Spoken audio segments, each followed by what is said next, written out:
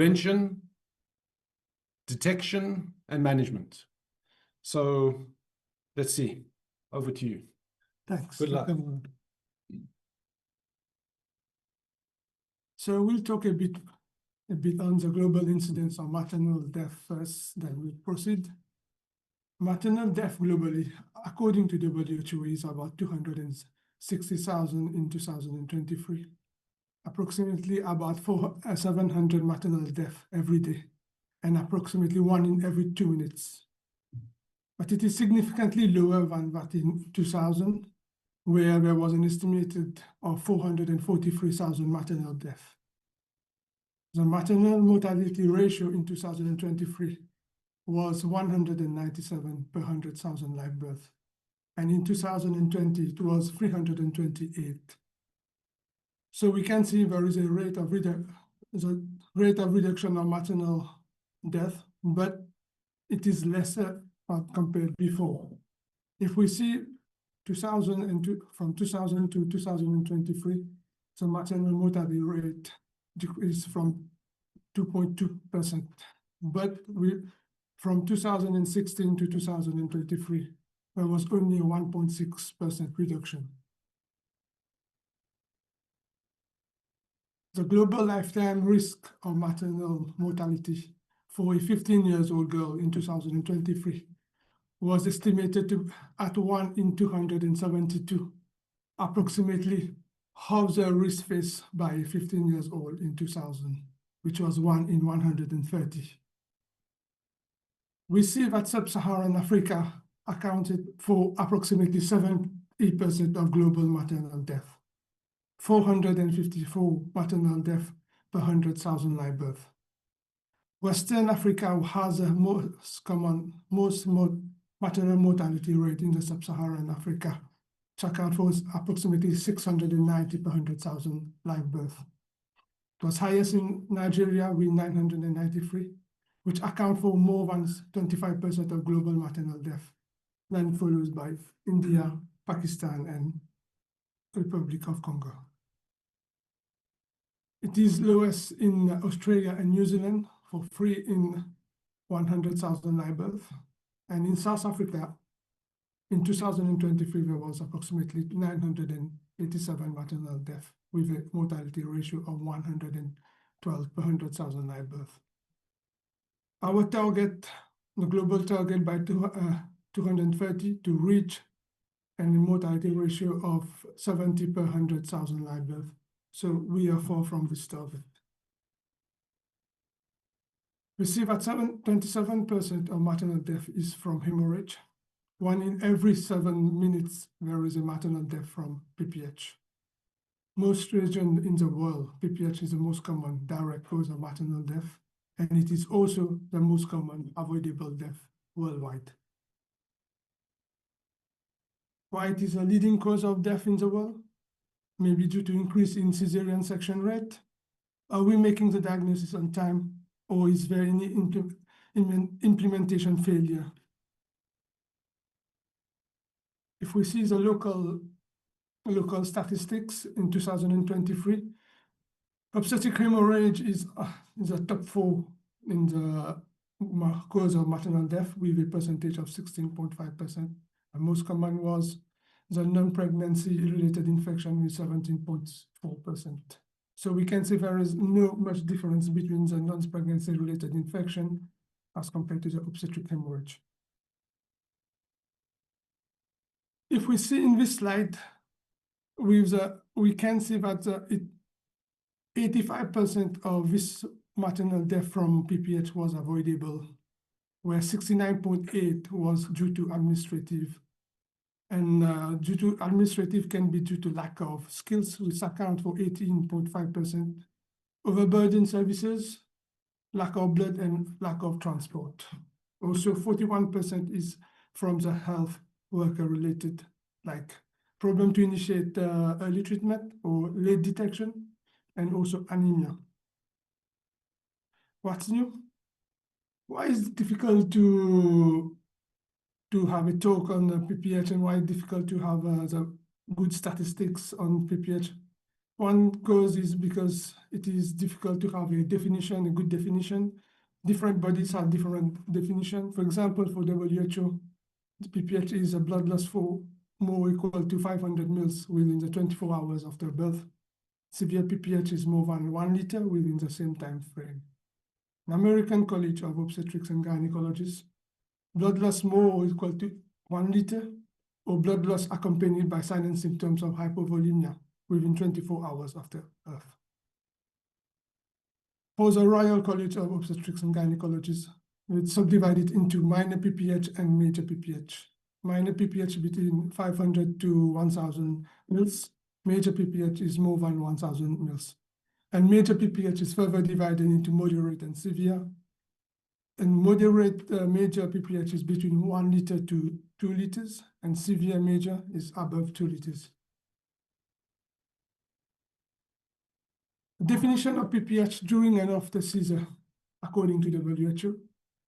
There was a modified Delphi-based international consensus, and the expert agrees that the definition of PPH in cesarean section should be the same as that of the vaginal delivery. It is a blood loss more equal to 500 mils with ongoing blood loss. This article was published in May 2023. What's new in the risk factors? So this study is a meta-analysis done by Gallows, published in Cochrane in 2025, where he divided the risk factors into 3 parts. We got the strong association, the moderate association, and the weak association. And we can see in the strong association, one important thing that we must never miss is anemia in pregnancy.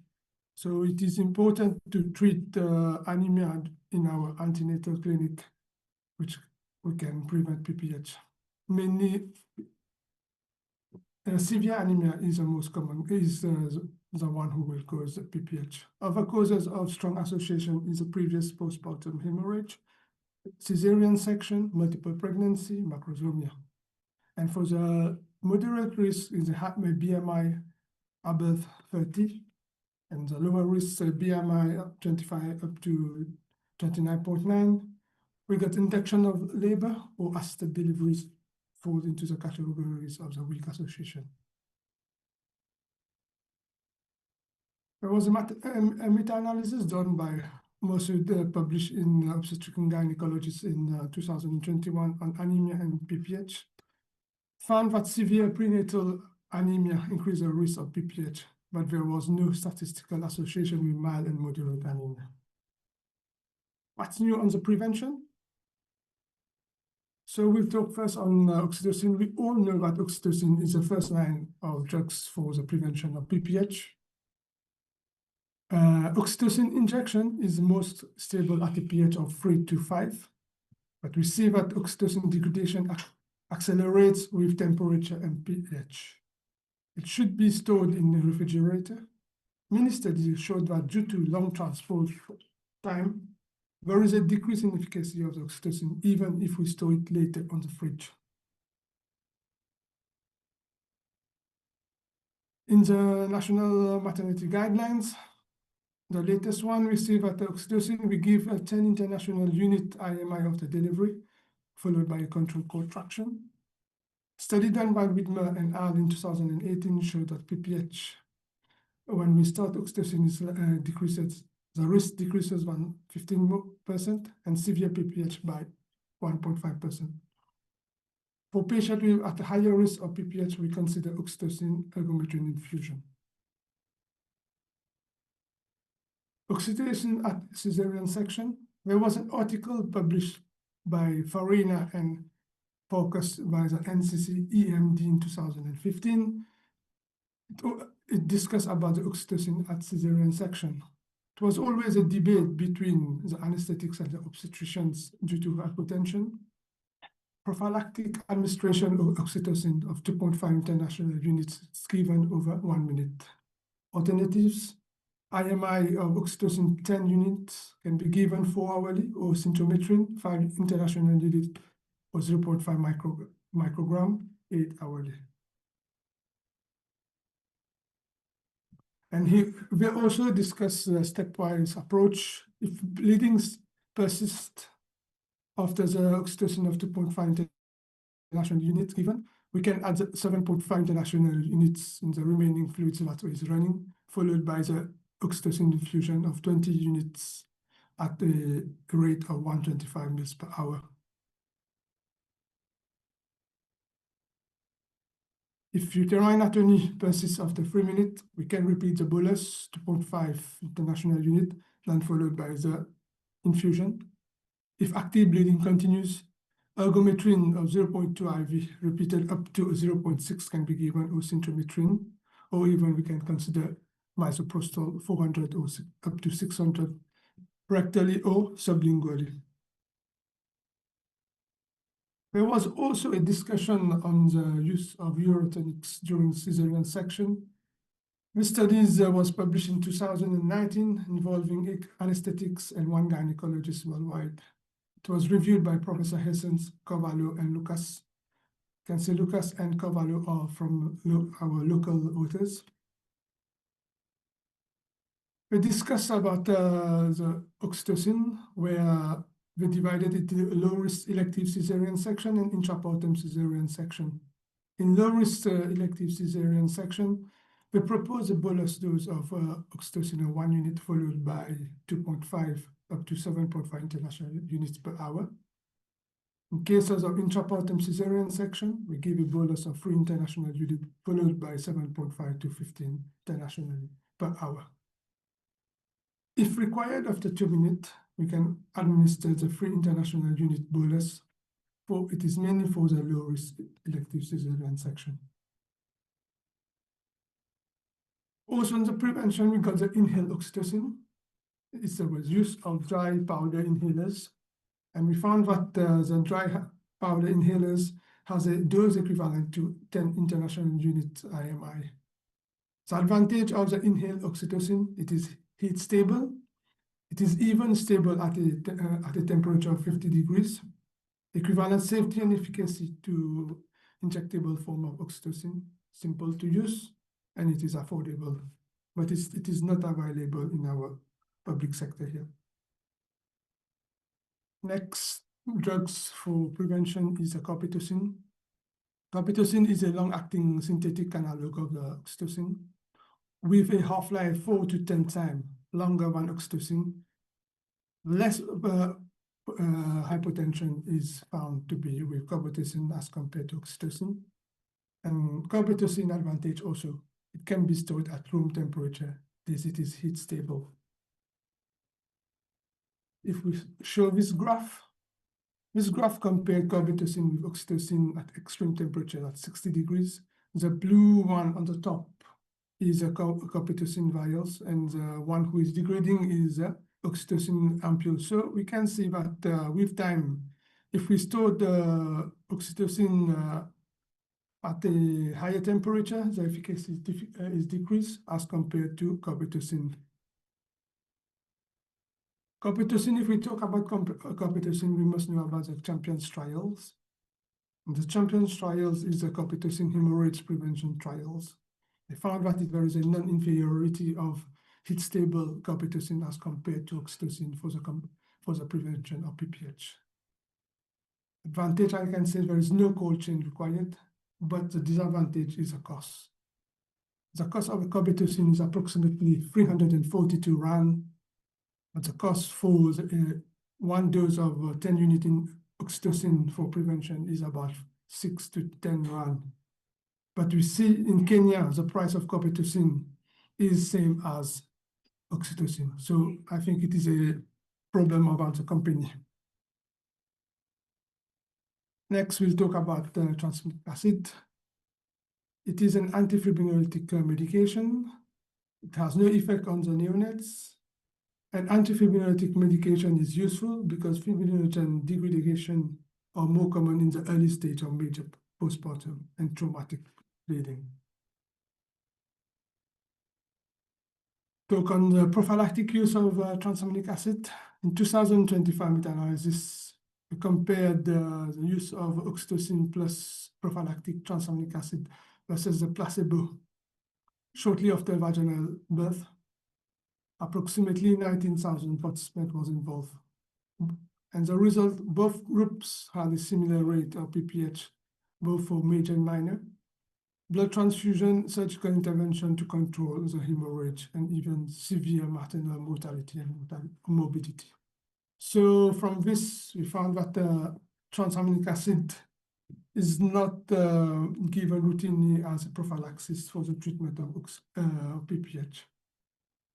Also, it was found the use of prophylactic transaminic acid did reduce the use of additional urotonics in patients without anemia, but not in those with anemia. This also is demonstrated by the women's trials too. And this trials was included over 15,000 patients in Nigeria, Pakistan, Tanzania, and Zambia.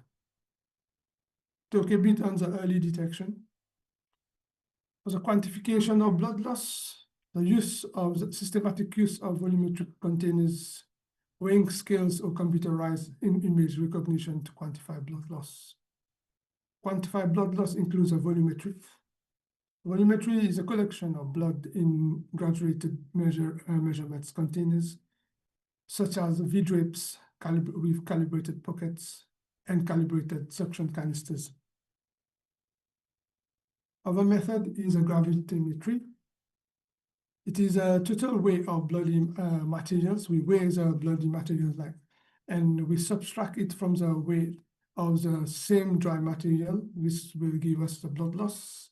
The difference in gram is blood loss in mils.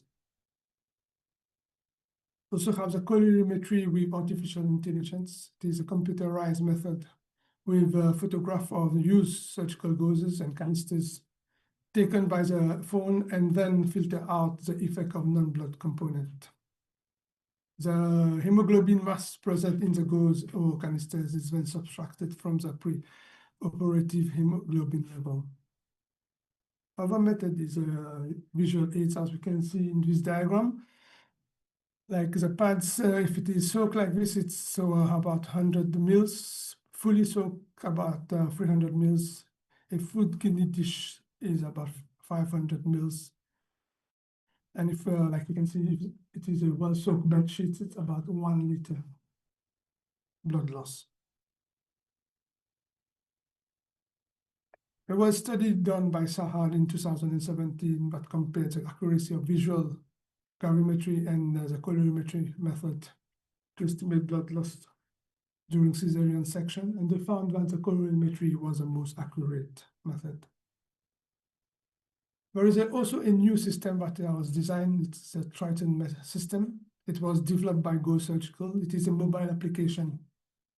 It's capture image of the blood-soaked surgical gauzes and suction. But the advantage of this method, it's analyze the estimated blood loss at real time, not at the end of the operation.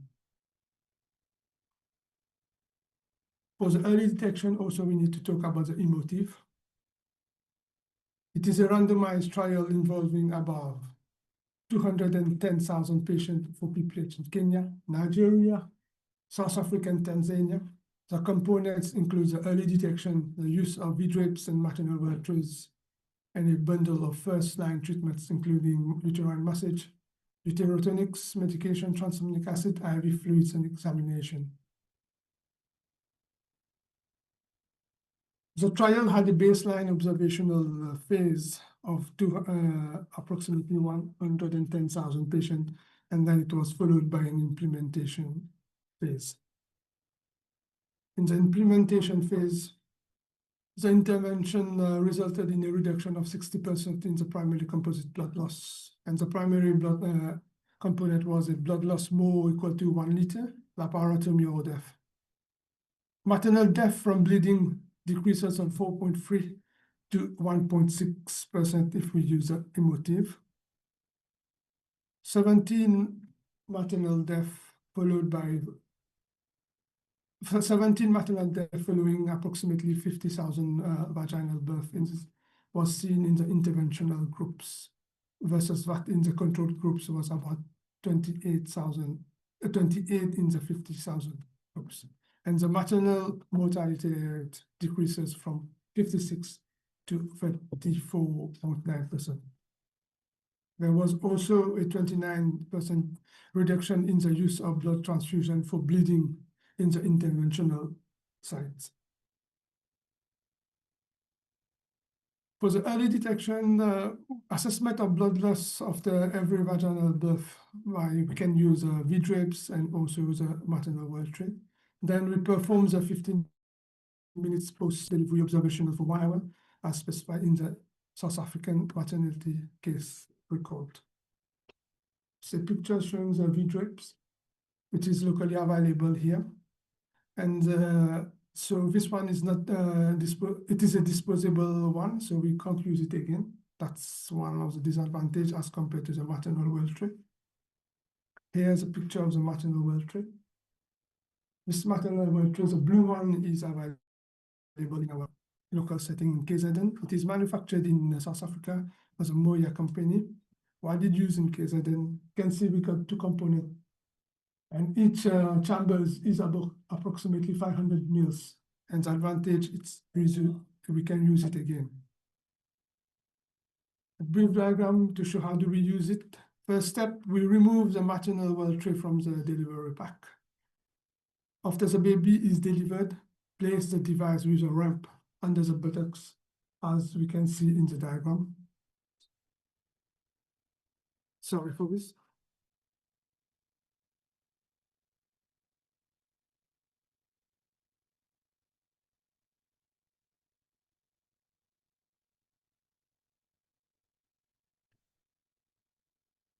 Yeah, sorry for this. Yeah, after the delivery of the baby, we place the ramp of the maternal well tray under the buttock, as you can see in the diagram. When the placenta is delivered, it may be placed temporarily in the second chamber and removed when convenient. After the placenta is delivered, continue to monitor the blood loss from each chambers, blood loss capture from gauzes, swabs, or mops. The legs may be lowered over the tray to allow comfort to the patients, but must be slightly parted to visualize the tray contents. Following treatment of PPH, a new tray may be placed in order to continue for further blood loss. Remove the device when active bleeding stops. Pour contents into the measuring jar for more accuracy.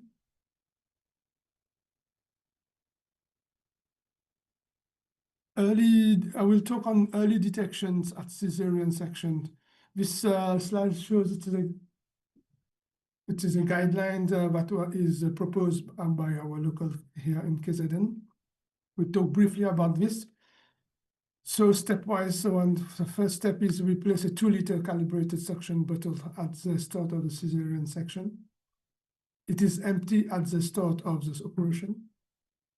Try to remove all amniotic fluids before starting the blood loss measurement. Once the surgeon is satisfied that there is no more free, like in the operation field, he or she will call out the team to let them know this point will be the 0 point from which blood loss will be measured from the suction tube. The threshold for diagnosing excessive bleeding will be when 500 mils of blood loss has been accumulated in the suction tube over and above the 0 point. Once the 500 mil threshold has been called out, the surgeon must immediately assess whether there is ongoing bleeding at this stage or whether the bleeding has been stopped and inform the anesthetic accordingly. Apply first bundle care if bleeding continues, and we must call a senior doctor to come to assist. If blood loss reaches about 1,000 mils in the suction tube, the consultant must always come to assist in person in theater. And we can see that in Mahatma Gandhi Hospital, we already started using this method, and we calculate and the blood loss and showed to be very effective in Gandhi. Talking about the treatment plan, first we'll talk about the transaminic acid again. Transaminic acid, we got the Owens trials. it's a randomized trials involving 21 countries and evaluating the effect of early administration of transaminic acid 1 gram IV on mortality, hysterectomy, and other morbidities. Over 20,000 patients were clinically diagnosed with PPH. The primary objective was to study the mortality, hysterectomy when use of transaminic acid. The results, we found that it did not reduce the risk of hysterectomy, did not reduce all risk of mortality, did not increase the risk of thromboembolic events. So WHO recommended not initiating transaminic acid for PPH treatment more than 3 hours after birth. For the treatment part, we'll talk a bit on the motive. The M is massaging of the uterus. The O stands for oxytocin. We give 10 international units of oxytocin in 200 mL of normal saline, and we run it for 5 to 10 minutes, followed by a maintenance oxytocin infusion of 20 international units in 1 liter over 4 to 8 hours. Transaminic acid is given 1 gram in 200 mL infusion over 10 minutes, but we must not mix the 2 bags, the bag with the oxytocin with that of the transaminic acid. IV, the IV fluids, crystalloid fluids given. This includes the fluids also from the infusion of the oxytocin transaminic acid. And the E stands for examination for the cause, empty the bladder and escalation of care. If there is further examination, if there is a uterine atony, we add the ergometrin, centrometrin combination, the centrometrin. We can continue massage of the uterus and remove more clots. Perform bimanual uterine compression. Can repeat the transaminic acid after 30 minutes. Cytotec-free tab can be inserted here, or we can give it sublingually, or we can use a uterine balloon tamponade. This is a flowchart that is available. We can see here if we start the emotive call for her, massage the uterus, IV fluid oxytocin. This can be done by the midwife in the labor ward before calling the doctors. Then for the examination, first we examine for the placenta. We see if the placenta is undelivered, we proceed for a repeat contraction, or we try to remove it manually in the labor ward. If it is incomplete, we book the patient for an evac. If the placenta is complete, we check for the uterus. If it is atony, we continue massage and use of ergometrin, misoprostol, balloon tamponade, that one I already explained about this. If it is firm, it is well contracted, we check for any laceration. If we don't, if the uterus is not filled by abdomen, we must suspect any inversion of the uterus, so we must replace it immediately. Hydrostatic reduction using saline infusion into the vagina is done.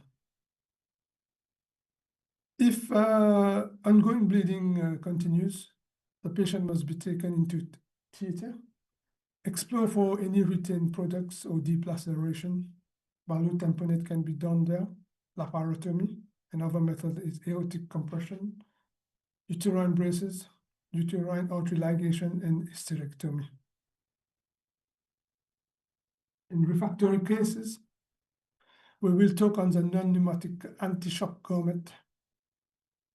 The anti-shock garment is an affordable first aid compression device for the management and stabilization of women. The estimated circumferential pressure is around 20 to 40 mmHg. There is direct abdominal and pelvic compression, which reduces the total vascular space in the lower body and decreases the pelvic perfusion to pelvic component organs and small pelvic blood vessels. This is the diagram showing the anti-shock garment. Patient with the anti-shock garment should be closely monitored. Continuous monitoring of the heart rate and blood pressure is done. The device can be used safely up to 48 hours as a temporizing measure.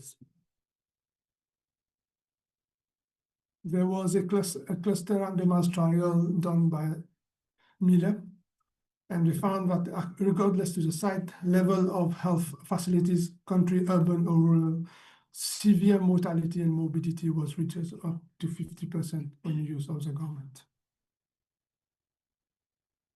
Talk a bit on the uterine balloon tamponade, vacuum balloon, and LRV.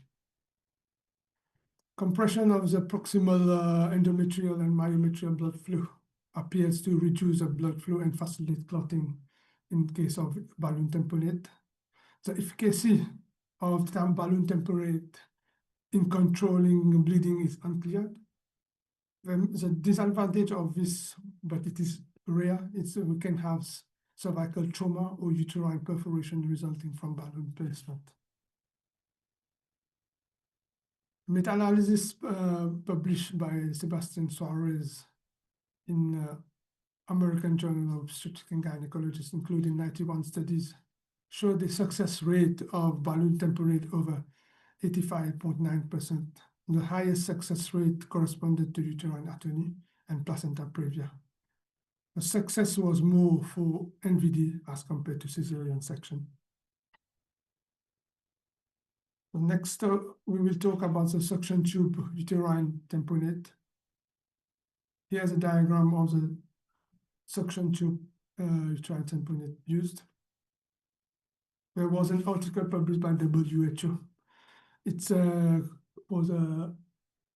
compared uterine tamponade versus ballooning, and we found that the primary outcome was the blood loss more than 1 liter, laparotomy or death. There was 59 participants involved. The rate of primary outcome with the suction method was 8 into 27, but with a balloon tamponade was 14 out of the 27. Advantage of this, it showed that it is less painful with the suction tube, and also it shows better result suction tube as compared to the balloon tamponade. We also have a Pearl trial which investigates the efficacy of JADA system suction. You can see at the top there is a picture of the JADA suction tube. The JADA suction tube is, unfortunately, it's expensive as compared to other suction method. And it's found for the use of the JADA, there was 94% success rate in management of primary PPH. There is also the RED trial that is undergoing, and it is a trial that is being done by WHO to test the efficacy of the LRV balloon, suction, tamponade, and Foley's catheter. We also have the intrauterine packing, the use of hemostatic gauzes.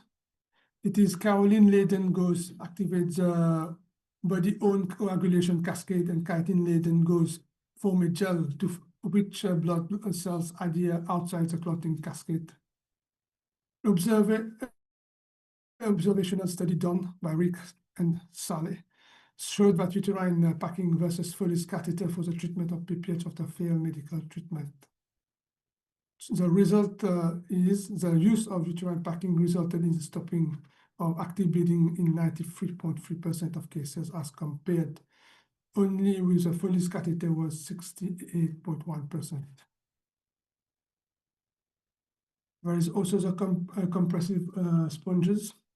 It is a novel packing device, contains compressive mini sponges. The mini sponges rapidly absorb bloods, expand and conform to the shape of the uterus, and exert intrauterine pressure for up to 24 hours.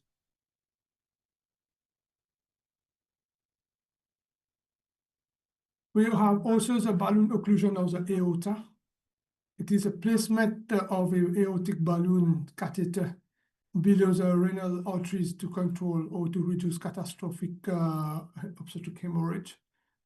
The balloon can be placed percutaneously using ultrasound guidance or fluoroscopy. It is seen to be effective in cases of placenta acquita spectrum undergoing cesarean section birth. We'll talk a bit on the operative approach. We all know about the B-Lynch, but the B-Lynch here, we don't have many trials to know about the efficacy of the B-Lynch. But there was one study that I saw on, it was done by Loic and Alexis Gomez. And in 13 out of the 15 cases of PPH occurred after cesarean section, B-Lynch suture controls the hemorrhage and resulted in avoidance of immediate hysterectomy in 12 of the 15 cases. The postpartum period was uneventful for 14 out of the 15 women, but there was one case of hysterectomy due to pyometra in a ischemic uterus. But this, we don't know if the bleeding was stopped because of the B-Lynch or it stopped by its own. Can use tourniquet also. Urinary catheter can be placed as lower as around the lower uterine segment without incorporating the urinary bladder.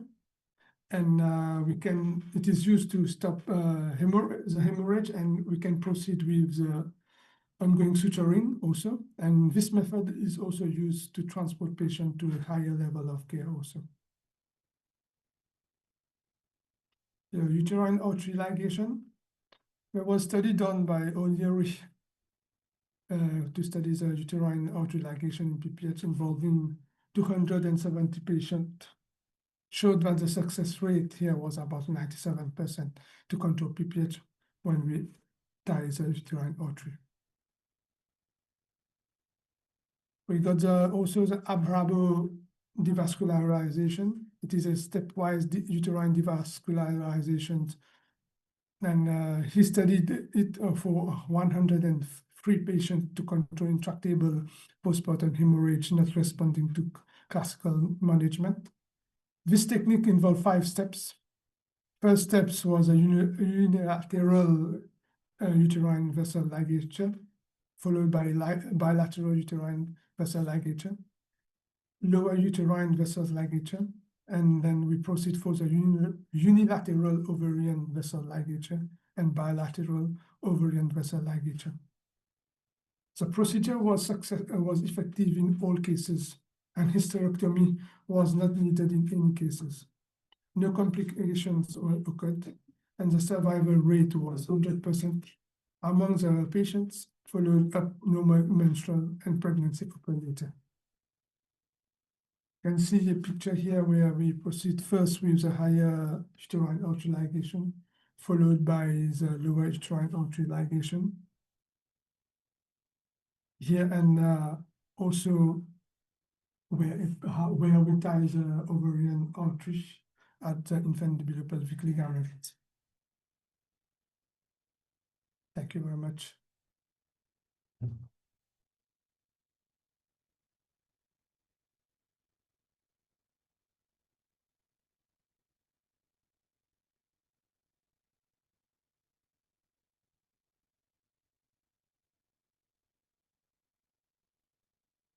Okay, thank you, Dr. Puppet.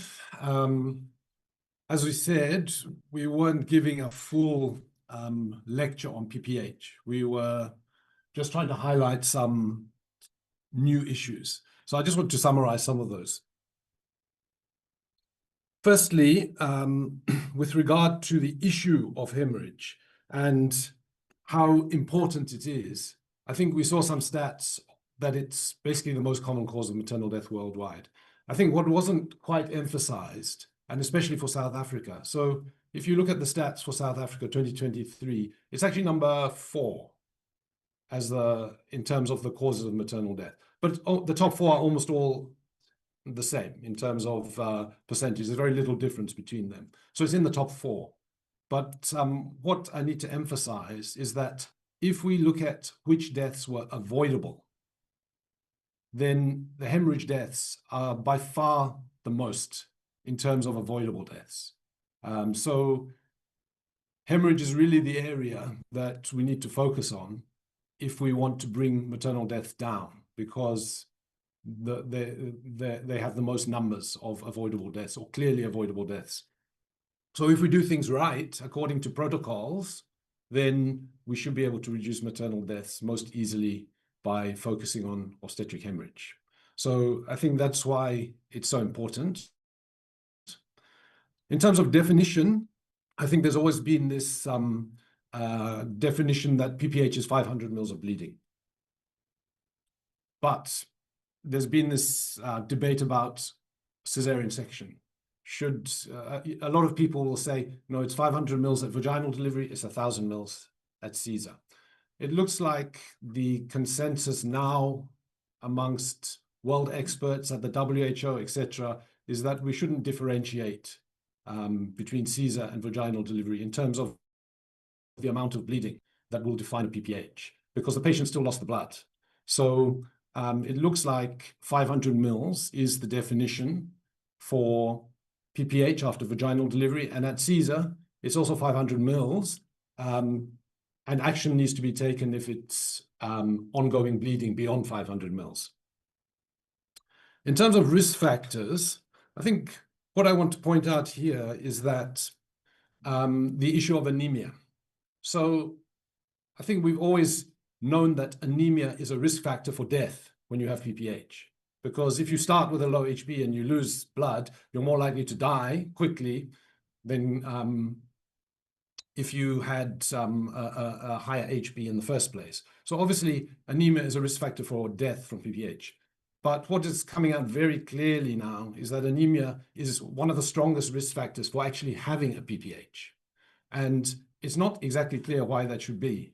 There are some theories. For example, maybe the anemia means, you know, there's less oxygen coming to the uterine muscle, it doesn't contract so well. Or maybe the anemia is just a marker for an underlying clotting problem. So maybe the person's anemic because they were having heavy periods before they got pregnant because of a tendency for poor clotting. And then when they actually deliver, they're more likely to bleed excessively. So it's not exactly clear why anemia is such a strong risk factor, but it's one of the strongest risk factors.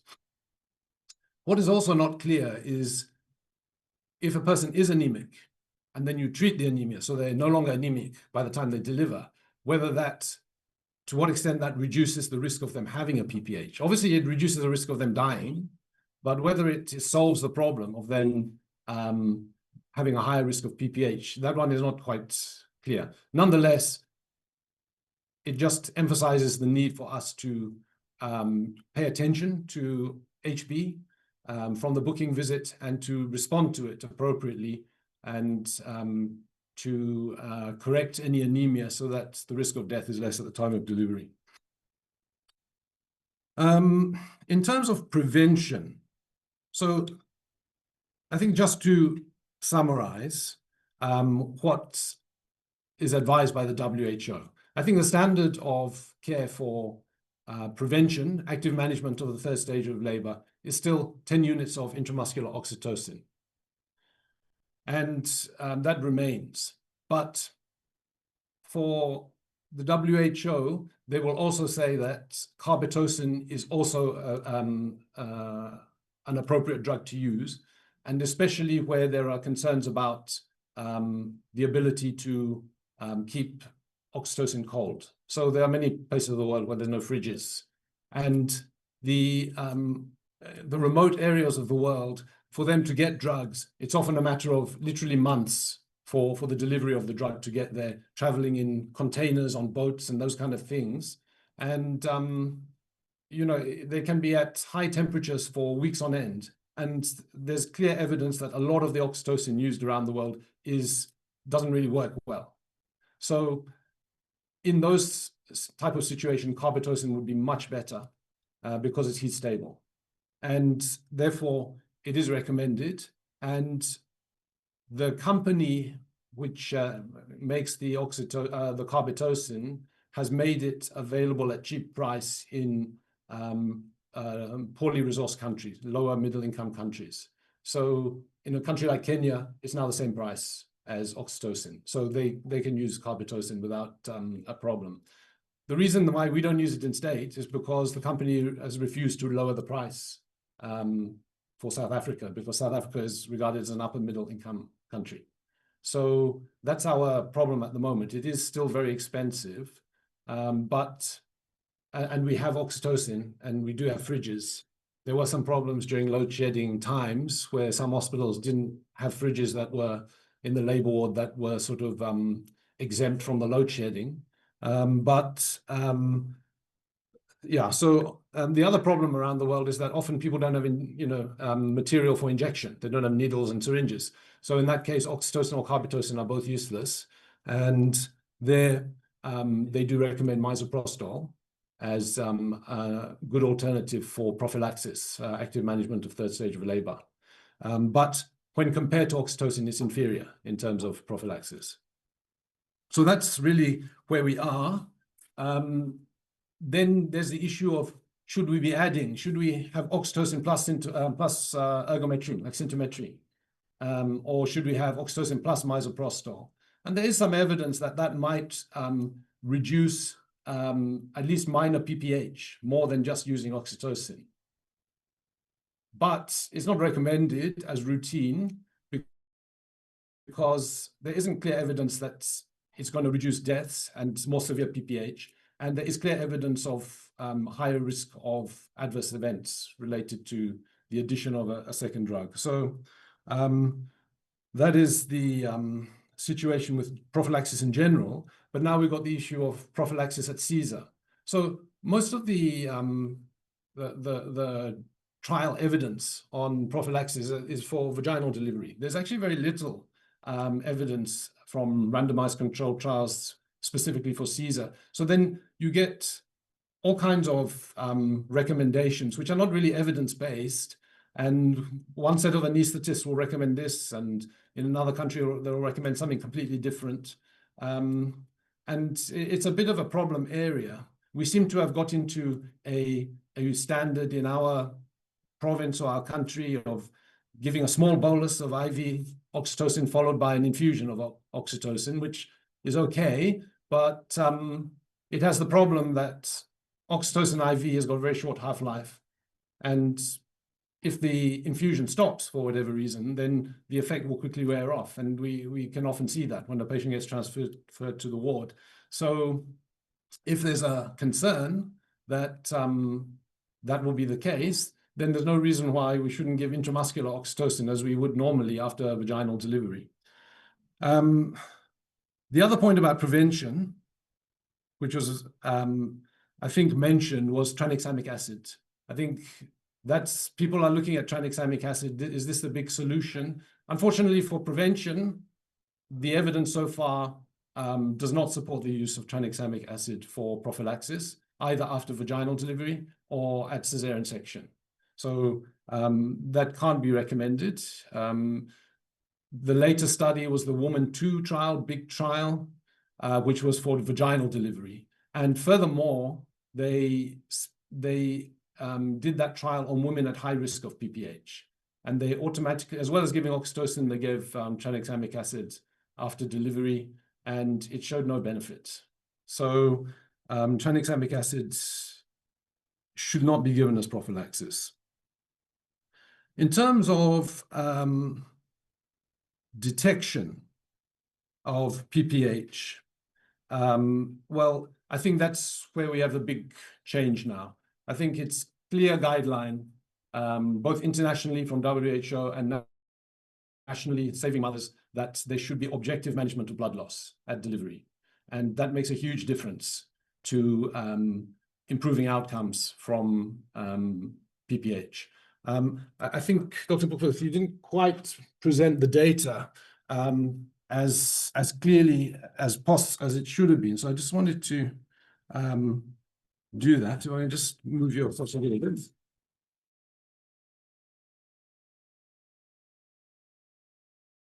That my comment was the presentation. These numbers were very significant. That is like the 95%, he doesn't give it. I think as that is the getting to the level very early. I know probably one first presentation. I'm sure that when you go to numbers, we statistically aware that when you have a level of success, within your personality, the value master your P. And also when you got your those ones, you don't necessarily have to do the P. it's up to you when you've got your relatives and competencies for civil religion. But just so that you really get into it's that end, and when you code properly, with referencing and so forth. Otherwise, yeah. Yeah, so the emotive trial, which you mentioned, it had two components. The first component was early detection through objective measurement of blood loss. So in the intervention, for every woman who delivered, the blood loss was, post-vaginal delivery, the blood loss was accurately measured using a calibrated drape. And this meant that the attending clinician, which was usually a midwife, could detect the PPH early because through routine observations, there was an actual measurement of blood loss that was coming out. So as soon as it reached 500, that was a threshold for intervention. And then the second part of the intervention was a standardized, bundled first response to the PPH. So it sort of straddles detection and management, or at least first response management. And importantly, that first response, in fact, the diagnosis and first response can all be done by the midwife. And no one can argue against the midwife because the evidence is there, it's 500 mils, it's a PPH. And therefore, it empowered the midwife to diagnose a PPH, and all the elements of the first response could be done by the midwife before a doctor arrives. So it actually results in much more prompt detection and management of PPH. The components of the bundled response, nothing dramatic there, nothing new really. It's massage of the uterus, oxytocin, tranexamic acid, IV fluids, and examination, all done as fast as possible. And so I just wanted to show you this study, which summarizes the actual results. So in the control group, where there was no intervention of emotive, and they just continued with their normal management of PPH, there were approximately 50,000 normal deliveries that were included in the trial. Out of those 50,000, there were 2,139 cases of the primary outcome, which was a composite of severe PPH or laparotomy or death from bleeding. So that was 4.3% of all the vaginal deliveries ended up with that primary outcome. But in the hospitals where the emotive intervention was introduced, then there were also about 50,000 deliveries, and there were only 794 cases of the primary outcome, which is 1.6%. So that was a risk ratio of 0.4, with confidence intervals of 0.32 to 0.5, a p-value of less than 0.001. So there's no doubt at all about the effectiveness of this intervention. It's a 60% reduction in complications, let's call them, from PPH. So I just wanted to make sure that that evidence is clearly presented. Yeah.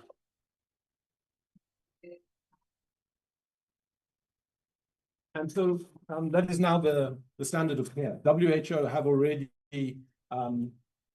issued a new recommendation about the way in which blood loss should be measured, or saying that there should be objective measurement of blood loss after delivery, and there should be a first response standardized bundle of care. So that's what has been rolled out in our province, and I think all the labor wards are now doing that. In the trial, they used a drape. We don't have the drape available at most of our facilities. So we've got the maternal well tray, which is sort of another alternative for objectively managing the blood loss. So I think all our labor wards have got those trays, and as far as I'm aware, they are being used. They're used at Mahatma Gandhi. I hope so. So that process is there, and it's really changed the approach to PPH. So the key changes are objective management of blood loss, clear threshold for when you intervene, and a standardized first response bundle. Sometimes the first response might not work. Then you have these refractory, these interventions for refractory bleeding, which means sort of ongoing bleeding after the first response. Okay.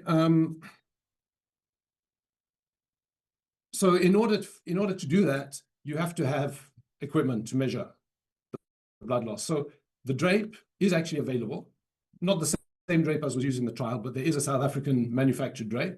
It's available. It's called the Elavi drape, which is made obviously by the same company that makes the Elavi balloon. So it can be bought if you're interested. And I'm not like a rep from the company or anything like that, but it's they're selling it for they're selling one. It comes on a roll, like you pull the next drape off the roll, and it's got perforation, and you tear it off, and then you can use it on your delivery pack. So there's 100 on the roll, and it costs 1,400 for the 100. So it's about 14 Rand per drape. Or you can use the tray, which is reusable. You can wash it and sterilize it and reuse it. So the problem with the drape is if people rely on that, inevitably in our setting, you're going to run out of stock at some stage. So it's good to have always at least, even if you're using the drape, to have the stock of the tray. Okay, in terms of treatment, it's actually surprising that treatment of PPH, there's very little good randomized control evidence on the actual treatment of PPH. For whether we're talking about drugs, whether we're talking about surgical, or whether we're talking about mechanical methods or whatever, there's very few randomized control trials, or at least well-conducted randomized control trial. Basically, most of the evidence, it comes from anecdotal evidence, experience from people who have used this method and say this works, and maybe they can formalize it a bit into case series. And so you get a lot of different methods where people cite success rates of 90% or 85% or whatever. But what does that actually mean? Basically, they're saying they did this and they were able to have a good outcome with healthy mother without probably needing to go as far as hysterectomy. That's basically what they mean. But that doesn't really tell you how well the particular intervention worked, because if you didn't use that intervention, then probably the patient will still be okay as well. So I think the best example of that was when there was the excitement about misoprostol as a treatment for PPH, and then the big randomized control trial was finally done. And one arm was you use oxytocin plus misoprostol, the other arm you use oxytocin plus placebo. And then when they used the misoprostol, the results showed something like 79% success rate at controlling the PPH without the need for further surgical intervention, which sounded good. But then when you look at the placebo group, it was identical, the success of it. So, you know, although people thought this misoprostol was really going to make a big change, when it was looked at in a randomized controlled trial, it didn't really have effect. And so when you have something like uterine balloon, study was done, observational study, it was successful in 80-something%, we don't really know to what extent the uterine balloon actually contributed to that success, because we don't have the randomized control trials. So in terms of evidence, I think the biggest trial that's ever been done on women with PPH is the woman trial. That was where they were looking at tranexamic acid added to any other routine treatment they were given them, which was presumably oxytocin, compared to placebo, tranexamic acid compared to placebo. Because there was about, in the end, they had about 20,000 women with PPH in that study. So it was actually a huge study. But what I want to just emphasize, I think Dr. Bhupath did show the result, but again, probably didn't show them quite clearly enough. The primary outcome in that study was death or hysterectomy, either of those. That was what they set out to investigate as a primary outcome. This was a result. Tranexamic acid group, there were 534 cases of the primary outcome, which was 5.3% of the PPHs. In the placebo group, there was 546 cases. There's only a difference of 12, which was 5.6%, 5.3% versus 5.6%. It was not at all significant. So actually that trial was a negative trial. Largely it was. But unfortunately, I think the authors were kind of desperate to have a positive result. And if you only read the abstract, they don't focus on the primary outcome. they focus on another outcome they created after they found that the primary outcome wasn't significant. And basically, they just looked at death from bleeding alone. And it's not very clear how they determined whether the death was from bleeding or not. Because anyway, all these patients actually, I think, had severe PPH in the first place. And there they just managed to get a significant result. I think it was 1.9% of death in the placebo group versus 1.5 in the tranexamic acid group. But if you look at the overall primary outcome, including all-cause death, there was no difference between the groups. So that's one randomized controlled trial. And it unfortunately didn't really show a benefit of tranexamic acid. The other big randomized controlled trial is the emotive trial, which showed a big effect, but it wasn't one thing. So it's difficult to say. Yes, tranexamic acid was given. Oxytocin was also given. The early detection. It was a whole sort of group of different components to that intervention. So we can say done together, it's extremely effective. But as to which component within that bundle was most responsible, we can't really say. And then in terms of the, and then so I think the last I think the last thing is the balloon and the suction. So the new thing is the suction method, and all the observational data so far seems like it's favoring the suction over balloon.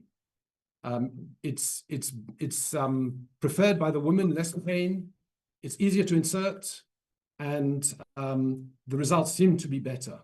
But randomized controlled trial evidence is still awaited, but they're doing that trial at the moment. So I think we can wait for the result of that. But I know this pilot study was done, for example, in Queen Nandi Hospital. And from what I heard from speaking to them, I think Dr. Abdul there was running that trial with Dr. Govender there in Queen Nandi. They said they were very happy with the suction, and it's difficult to recruit more people because everyone wants to use a suction rather than the balloon.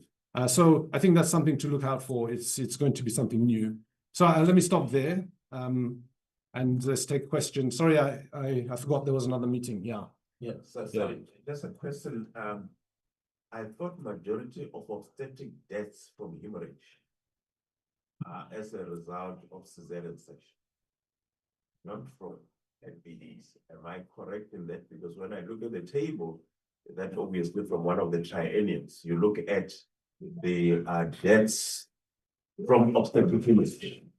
The biggest driver was a cesarean section, not really the NVDs in terms of that. And if I look at the triennial that I normally use for the ESMO, you find 663 obstetric deaths from hemorrhage, and 200 and something of those were from a cesarean section. And obviously the rest were spread out from obstructions and what we know, all the time. So has that changed? Because I see the focus is on NVDs, all these trays and all these sorts of things and what we know. But the elephant in the room is the cesarean section that's killing the patient. Okay, can I comment? Yes. Vaginal delivery worldwide is still more common than cesarean section. And I think approximately half of the deaths are from vaginal delivery and cesarean section worldwide. In South Africa, when you look at those statistics in the Saving Mothers, there'll be a proportion of them which are attributed to abruptio or rupture of the uterus and so on, placenta previa. You're not sure whether they had a Caesar or not just by looking at those statistics. You can get that information from the program. So what I can comment on KZN, we had, I think in 2020 to 2022, I think we had equal numbers of maternal deaths after vaginal delivery and after Caesar. But in the last report that we've got from 2023, the vaginal deliveries have gone down, and we had about 10 maternal deaths in KZN from vaginal delivery and about 20 from Caesar.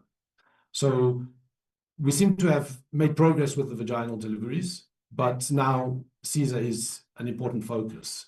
And so what we're doing at the moment, I'm not sure I would call it an elephant in the room. It's a focal point, because now we've kind of got a strategy for the vaginal deliveries. We need to have a strategy for the Caesars. So we are translating the principles of the emotive. In other words, early detection by objective measurement of blood loss, having clear thresholds for intervention, and having clear first response strategies when you reach that threshold. So we're in the process of introducing protocols for Caesar, which will implement the principles of emotive. Even all the international recommendations now from WHO, they say, based on the emotive, you have to do objective measurement of blood loss, and you should have a standardized first response bundle with according to thresholds of blood loss. And they say this should be done for Caesar as well. But the study was only done in vaginal delivery. So now we have to translate that to the cesarean section. So we've got a protocol in the province that we started to implement, as Dr. Gupta said. We did training for the eThekwini hospitals last month. So everyone said it's doable, it's implementable. And so we expect to see implementation. Unfortunately, I ran out of time. We could have discussed a little bit more, but Yeah, there's a lot to say, and I for us, and I the good thing that right now, as Dr. Moran is saying, he's busy doing this translation of section, gone around training, and there's more training. So we look forward to those, as Mahatma we had, they've started already. But with that, thanks for, I think it's quite a broad topic. I was interested in those charts, the color-coded charts, whether they've made a difference or not. Are they being used in your maternal death assessment? Have you seen whether or not people are using them, or it was just another exercise? But this is going for another day. We've got an HPV vaccination drive going on in the other building. Those of you that are free, release each other or release the nurses or the staff. It started at 8:30, but the presenters are here. So we started at 9. Presentations are that side. Yeah. Right. Reading as well. And so basically it was made aimed at staff and students on campus and other places. Yeah. So thanks